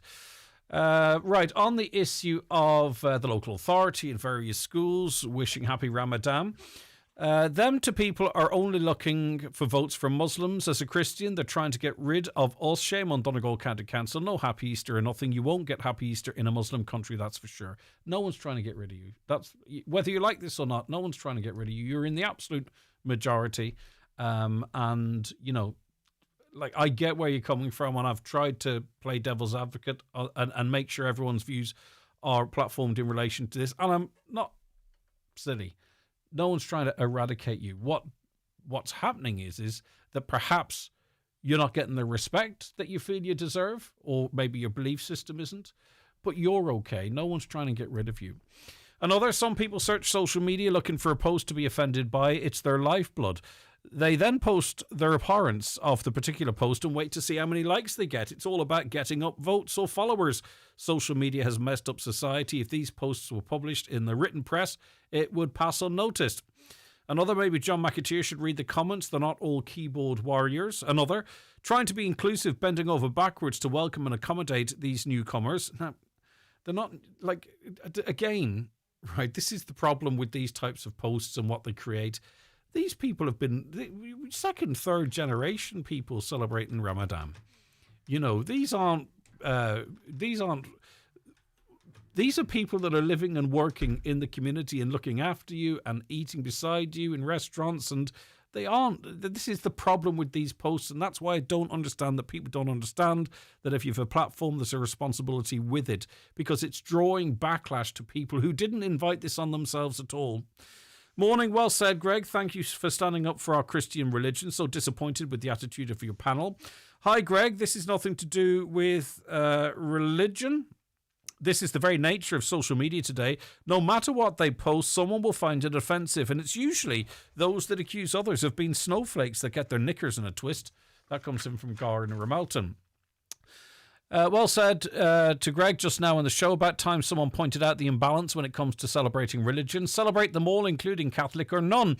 Local schools are so busy, including minorities, they're absolutely excluding Catholic beliefs in today's world. But it doesn't make it inclusive, because what happens is people might be drawn to that post who are celebrating Ramadan, and then they go through their comments, and how does that make them feel? Okay, so you can phrase it in such a way you can phrase it in such a way, and it would be quite easy to do to it's Muslim people, isn't it, celebrate Ramadan. I'm on eggshells because I don't want to offend anyone, but you say you're in the same post, you say whatever the phraseology is to our friends who celebrate Ramadan, who could be of any religion, by the way, and also to our other friends who also begin Lent. But you see, then you might get is that too simple? Is that not what you would do? You know, like, I wouldn't use my social media in that way. I don't use it perfectly, but I wouldn't, because I would be conscious of the fact that I'm going to pee off people, or I would have to be ultimately responsible for the negative comments that are contained underneath. The Greg Hughes Show with Letterkenny Credit Union, powering your plans with fast digital loans. Apply online or through our app in minutes and get funds straight into your current account. Easy, quick and convenient. And our digital offering perfectly complements the friendly face-to-face service you know and trust. For a great night out, full of laughter, Letterkenny Music and Drama Group presents Boeing Boeing, the fast-paced comedy where one bachelor juggles 3 glamorous air hostesses until flight changes bring them all to his apartment at once. Expect slamming doors, wild confusion and non-stop hilarity. Fasten your seatbelts for fun and laughter. Catch Boeing Boeing at Green Theatre, Letterkenny, Friday, February the 27th and Saturday the 28th. 261 has arrived, and there's never been a better time to order your new Kia at Heron Auto, Donegal Town. With 5 brand new Kia models arriving. With smart design, a 7-year warranty and finance starting from 0%, Kia delivers style, comfort and performance you can rely on. Visit Heron Auto, Donegal Town. Secure your 261 Kia today. Drive with confidence. Drive with Heron Auto. Right now, at B&Q, get 3 for 2 on Dulux, Valspar and Lick interior paint, including Valspar paint mixing. So, whatever the surface or space, we've got the paint for less. Shop in-store or at DIY.ie. You can do it when you B&Q it. Ends 23rd of February. Exclusions apply. See DIY.ie. This Friday, the EuroMillions Mega Draw is back. Yes! With an out-of-this-world guaranteed jackpot of €130 million. The National Lottery. It could be you. Play responsibly. Play for fun. Is your couch older than your Spotify playlist? Is your dining table wobblier than your uncle at a wedding? If so, it's time for an upgrade at Grove Furnishings, Kiltoy Road, Letterkenny, the largest furniture store in the Northwest. From stylish sofas to elegant beds, from floor covering to occasional pieces, we've got you covered. And we offer free delivery within 80 kilometres. Grove Furnishings. Seriously good furniture.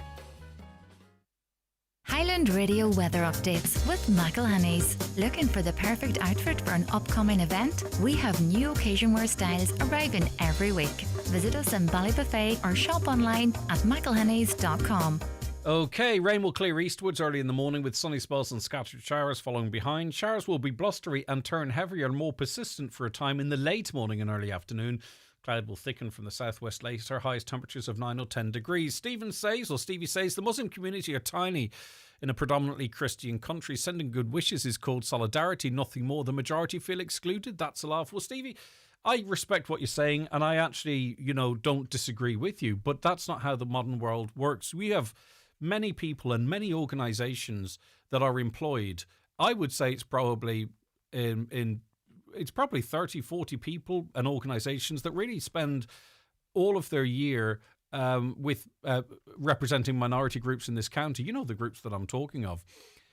And the way you do that is that it is truly inclusive. And the way it is truly inclusive is if you give people no reason to be negative. And that's very, very easily done. You can celebrate them and welcome into the community as part of a broader message. It's literally PR. It's just common sense, because what you're saying is correct, but you can achieve that in a different way, in my opinion.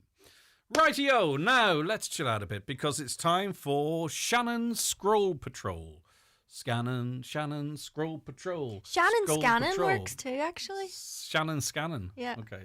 Shannon's Scroll Patrol. I think you need a jingle.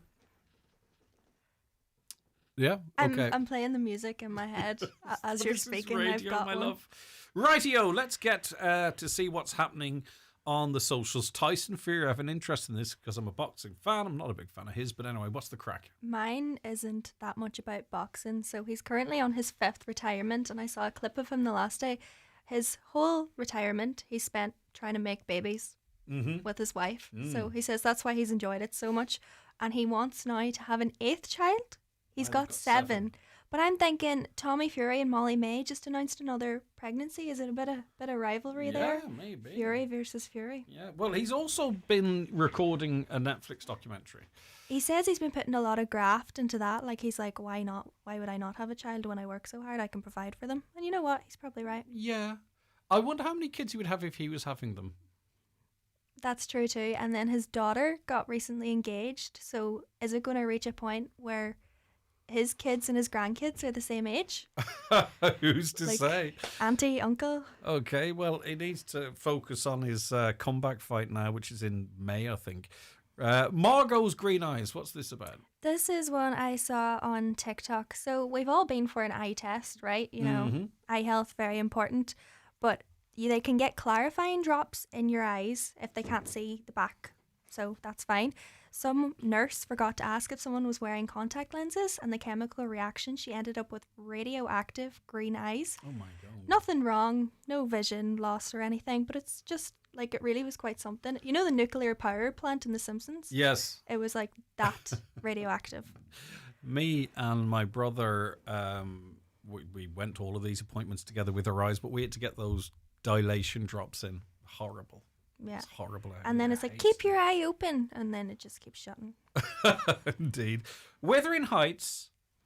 So I haven't... Wuthering, sorry. It's Wuthering, isn't it? Wuthering or withering? Well, it's spelled Wuthering. But I think you can say withering. Can you? Okay.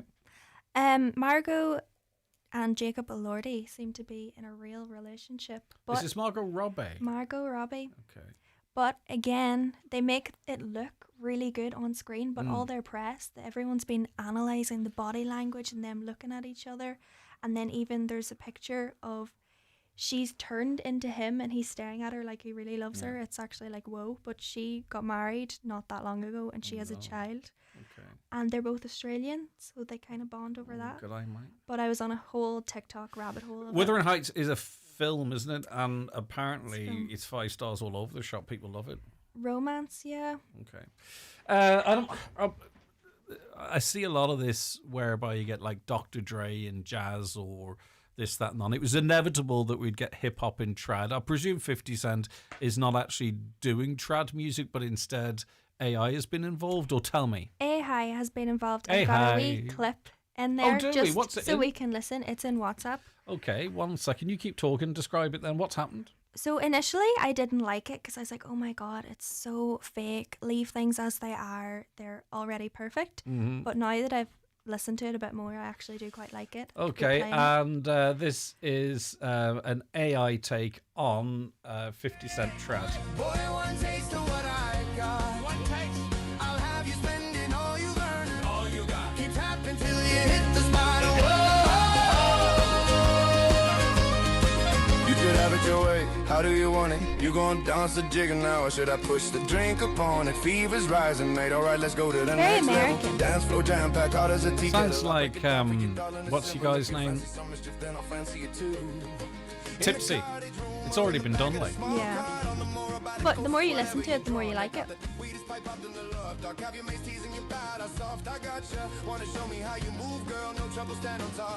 Yeah, it's Irish folk rather than trad, I think. But I mean, what's happening there? It's just a different take on it. I like it. I think it's more than a novelty, actually. It kind of reminded me of, you know, the film Sinners. Haven't seen it, but yeah. So I watched it. Complete waste of time, in my opinion. Maybe someone else loved it. But they tried to link the Irish trad with black music like blues and grass and all that. So it kind of felt like a collaboration of what they were trying to do. Yeah. So, I don't know, kind of Yeah, works. but as I say, you know, pour me another shot of whiskey. Shabuzi. Shabuzi, right? That's actually a country version of Tipsy anyway from 50 Cent. So to some extent, you know, the black community have actually already done it themselves rather than cultural appropriation. The Scransit van. So, why are you laughing? In case anyone hasn't noted, Scran, food, and transit van. Scransit van. Scran is a word banned in our house. Why? Aaron says, and it's Scran, and I'm like, no, it's not happening. No Scransit van for him then. So it's a group of workmen over in England, and they can cook whatever you want in the van. They've got a wee gas stove, and they've got frying pans. But they have, the van is the filthiest thing you've ever seen. And they use a pair of scissors to cut up raw chicken breasts, and then they cut up the vegetables and With the same cheese. scissors. Yeah. This is a parody, is it? I actually can't tell put them because off the then the comments are like, oh, you can't be doing that, like salmonella. And he's like, well, it's all getting cooked anyway. And True. they it's don't true. have plates or anything. So what do you eat it off your hands? They eat it out of the frying pan. But like, I think if I was in a work van, like I'd be flat out cooking in it. Like my dad has a toasty maker that he brings with him and a kettle. At one point he was going to take the air fryer, but he thought that was a step too far. I don't. If you've got a kettle and a toasty machine in your van, how is an air fryer a step too far? It's just a bit bulkier, isn't it? It's not as easy. I think he's already taken this step. Or He's the- just switching out appliances The at this George stage. Foreman Yeah, well, would anyway. bring it out too. Don't throw glasses out of stone houses, I think, is a phrase that springs to mind there, or something very similar. All right, Daryl. Katie Price is pregnant again. Allegedly. Yeah, well. Still don't know if this one's true or not. But it's a wild whirlwind romance. So they got engaged on the 23rd of January, married on the 20th of February. No, today's the 20th of February. So no, married like 6 weeks ago or something crazy. And then she already has 3 kids. As far as I'm aware, Princess and Andre Jr. live with her former husband, Yeah. Peter Andre. They don't have much to do with her. But she's always posting about Harvey as well. Well, he's content, really. Okay, that's fine. I don't think they're going to be together in a year. I remember Katie Price back in the day, you know, and just to see. Well, anyway, it's her body, her choice, right? Chinese New Year, year of the Horse. Yay. So we're all going to be going into more powerful versions of ourselves. The snake kind of says it all, doesn't it? Like slithery, slimy. Yeah. Everyone's trying to Untrustworthy. get you. Yeah. Yeah. But I'm actually born in the year of the snake, so I don't know if that was good or bad. Yeah. Anyway. Well, but we're in the year of the horse now. And then all I kept seeing was don't wash your hair at the start of Chinese New Year. Why? Because you'll have bad luck. You're washing away all your bad luck. Oh, no. But I really needed to wash my hair on Tuesday night. So I waited until 11:30 to get into the shower. And I was like, I'm sorry, I can't stay up any longer. But that's just because you're contrary. Normally it's dry shampoo, isn't it? Well, it depends how far you can stretch, Greg, but it was really bothering me. And I'm the same. If someone tells me not to do something, I have to do it. So I was Right. sitting at home like this. I was like, I can't wash my hair. I can't wash my Don't hair. push the button. All right, But okay. the But best anyway, thing- did you do it? What's the best thing, sorry? is the food. So they all gather together as families. Everyone brings a dish. You can pick your own sauce of what you want to bring. Sounds lovely. So that's what I did last night. Super stuff. Well done. Shannon Wilkins back next week with more Shannon's Scroll Patrol. That's where we leave it. We're going to be back